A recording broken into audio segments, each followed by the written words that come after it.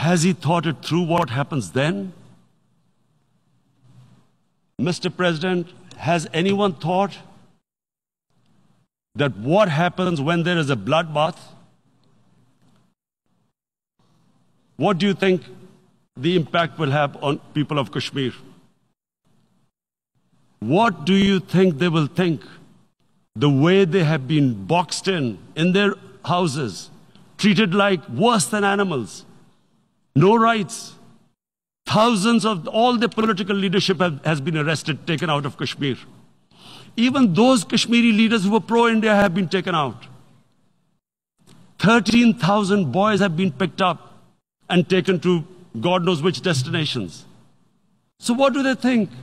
What will the people of Kashmir do when they lift the curfew? They will be out in the streets. And what will these soldiers do? They will shoot them. They've already used pellet guns, blinded young boys. In the last 6 years, the 5 years, the oppression that has gone on in Kashmir. And so, Kashmiris will be further radicalized. Mr. President, there will be another Pulwama. And guess what? India will blame us. They're already blaming us. They're saying all this is happening because of Pakistan.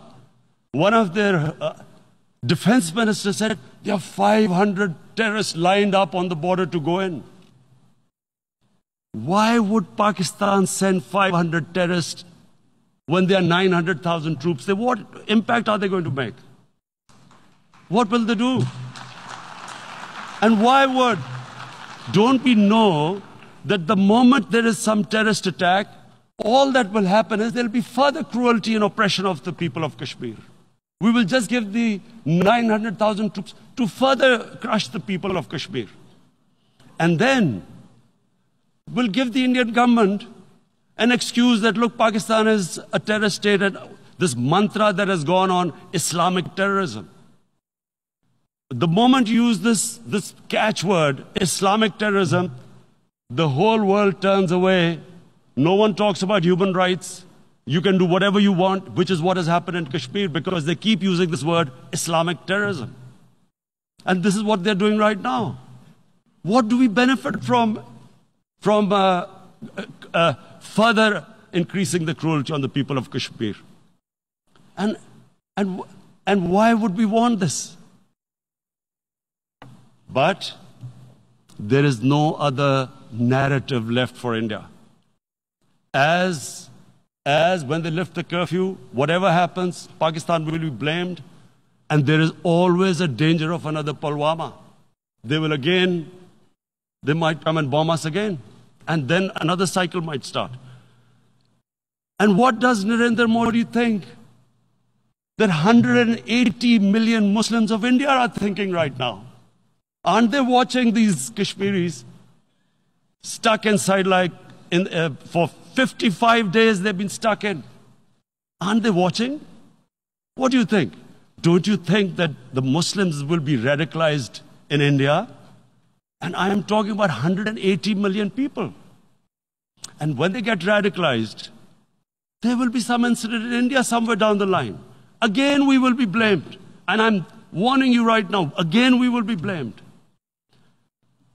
And Mr. President, what about 1.3 billion Muslims who are watching this? And they know that it is only happening in Kashmir because they're Kashmiri Muslims. This is not happening to Kashmiri Hindus. They know that this is happening because of their religion. So what do you think they will be thinking? What do you think the Jewish community would think if they were, forget 8,000 Jews stuck like this? What do you think Europeans would think? What do we think? I mean, any human community, if their members are stuck like that, what do you think they will think?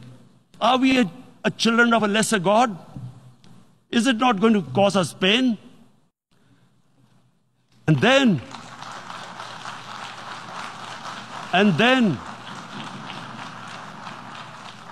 I'll tell you what will happen.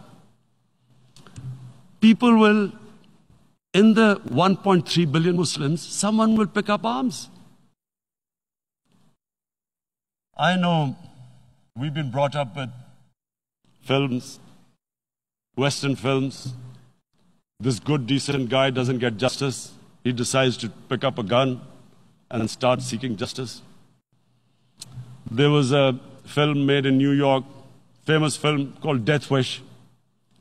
This guy gets mugged by and his family, his wife gets killed or something. He can't get justice. He picks up a gun and he goes around shooting muggers. And the whole cinema cheers him on. So what do you think the Muslims are thinking right now? If there is a bloodbath, there will be Muslims becoming radicals, not because of Islam, but because of what they will see, that there's no justice when it comes to Muslims. There were Rohingya Muslims, Myanmar, who are, God knows, almost 1 million people out, ethnic cleansing. What was the response of the world community? So what do you think will be the response of 1.3 billion Muslims? I picture myself. I'm in Kashmir. I've been locked up for 55 days. I have heard about, and there are rapes, Indian Army going into homes, soldiers. Would I want to live this humiliation? Would I want to live like that? I would pick up a gun. You're forcing people. You are forcing people into radicalization. When people lose the will to live, what is there to live for? And this is what, if you can do this to human beings, you are actually radicalizing people. And so, Mr. President, I want to repeat here, this is one of the most critical times. There will be a reaction to this. Pakistan will be blamed. 2 nuclear-armed countries will come face to face like we came in February. And before we head in that direction, the United Nations has a responsibility. This is why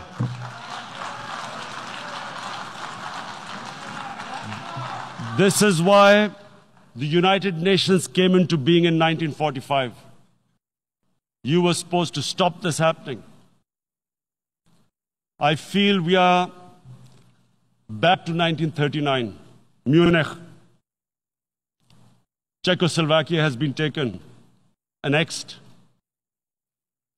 What is the world community going to do? Is it going to appease a market of 1.2 billion, or is it going to stand up for justice and humanity?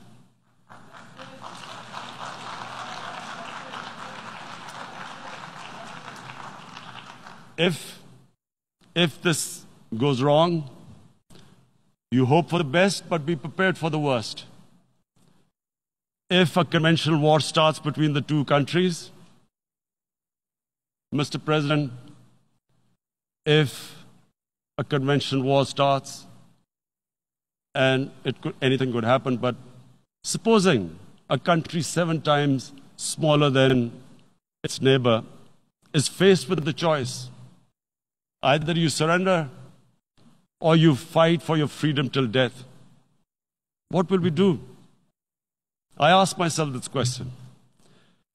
And my belief is, La ilaha illallah, there is no God but one. And we will fight. And when